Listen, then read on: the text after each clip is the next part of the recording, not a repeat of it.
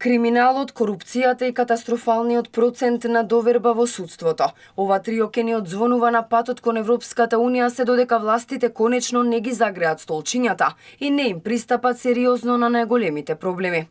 И денеска критики од меѓународниот фактор.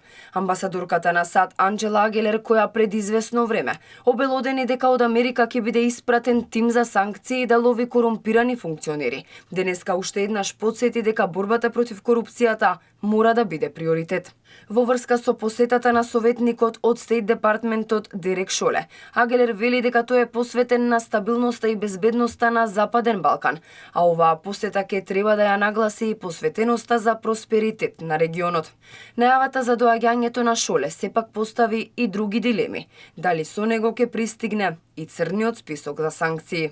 Тој е многу посветен на стабилноста и сигурноста на Западниот Балкан и тој со нетрпение го очекуваше ова патување. Тие се имаат сретнато со министерот и само накратко за време на неговата посета овде имаше план да ги реафирмираат дискусиите кои што претходно ги имаа во Њујорк, кои што беа проследени со телефонски разговор меѓу Скопје и Вашингтон за да се дискутираат заедничките приоритети. Мислам дека сте го виделе неговото неодамнешно интервју каде зборува за некои од тие приоритети, како што е борбата со корупцијата и тоа ќе остане приоритетот за Вашингтон.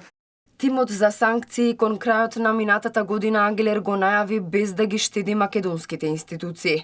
Ова можеше да се заклучи по нејзината тогашна објава во која јасно стоеше: на правосудниот сектор во Македонија му требаат повеќе истраги и обвиненија за да се покаже дека никој не е над законот. Дека клучните реформи за влез во Европската Унија се независно судство и искоренување на корупцијата, денеска потврди и евроамбасадорот Дейвид Гир. Без да штеди критики, вели дека корупцијата е на многу високо ниво и Европската Унија ќе следи будно. Од клучна, највисока важност е владењето на правото. Ова беше во особен фокус и загриженост од страна на граѓаните минатата година. Европската Унија, земите членки и други држави и партнери потрошија милиони во овој сектор, така што праведно е да се очекува да има и одредени резултати. Северна Македонија има потреба од професионален и независен правосуден сектор, вклучително и обвинителство. Луѓе кои што делуваат со интегритет, ослободени од политички притисок или финансиски поттик. Како поминуваше 2022 година, така се ситнеше и оптимизмот на македонските власти дека брзо ќе се движиме кон Европската Унија.